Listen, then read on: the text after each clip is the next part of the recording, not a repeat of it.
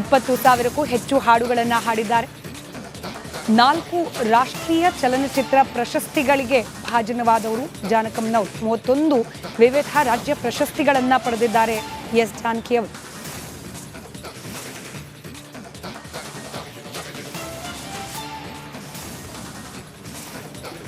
ಮತ್ತಷ್ಟು ಡೀಟೇಲ್ಸ್ನೊಂದಿಗೆ ಮೈಸೂರು ಪ್ರತಿನಿಧಿ ವಿನೋದ್ ನೇರ ಸಂಪರ್ಕದಲ್ಲಿದ್ದಾರೆ. ವಿನೋದ್, ಖಾಸಗಿ ಆಸ್ಪತ್ರೆ ಅನ್ನೋ ಮಾಹಿತಿ ಬಂತು, ಎಲ್ಲಿ ಎಕ್ಸಾಕ್ಟ್ಲಿ, ಹಾಗೆ ಯಾರೆಲ್ಲರೂ ಇದ್ರೂ ಅವ್ರ ಜೊತೆಯಲ್ಲಿ ಕೊನೆ ಕ್ಷಣಗಳಲ್ಲಿ ಏನು ಅಪ್ಡೇಟ್ಸ್ ಇದೆ?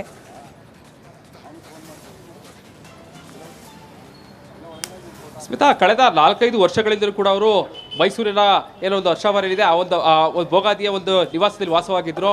ಅವರ ಸಂಬಂಧಿಕರ ಮನೆಯಲ್ಲಿ ಮತ್ತೊಂದು ಮನೆ ಅಂತಂದರೆ ಅವರು ಮಂಡ್ಯದ ಏನೋ ಮಹದೇವಪುರ ಅಂತ ಹೇಳಿ ಬರುತ್ತೆ, ಆ ತೋಟದ ಮೇಲೆ ಕೂಡ ಆಗಾಗ ಬಂದು ಹೋಗ್ತಾ ಇದ್ರು. ಕಳೆದ 4-5 ಯಾವಾಗ ಅವರು ಹಾಡನ್ನು ಹಾಡೋದಕ್ಕೆ ನಿಲ್ಲಿಸಿದ್ರು ಅವತ್ತಿನಿಂದಲೂ ಕೂಡ ಅವರು ಮೈಸೂರು ಮತ್ತು ಮಂಡ್ಯ ಈ ಭಾಗಗಳಲ್ಲಿ ಅವರ ಸಂಬಂಧಿಕರ ಮನೆಯಲ್ಲಿ ಜಾಸ್ತಿ ಉಳ್ಕೊಳ್ತಾ ಇದ್ರು.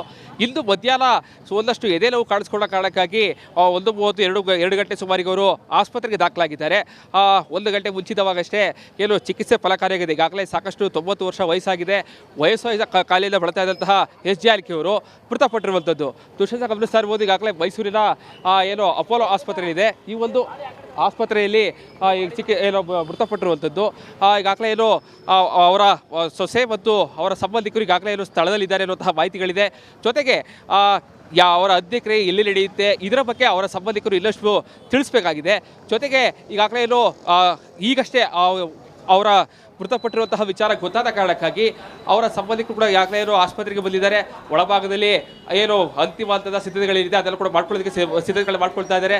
ಸೊ ಹೀಗಾಗಿ ಇಲ್ಲಿ 1 ಗಂಟೆ ಮುಂಚಿತವಾಗಿ ಅಷ್ಟೇ ಅವರು ಮೈಸೂರಿನ ಖಾಸಗಿ ಆಸ್ಪತ್ರೆಯನ್ನು ಕೊನೆ ಉಸಿರೆಳೆದಿರುವಂಥದ್ದು. ಸ್ಮಿತಾ. ವಿನೋದ್,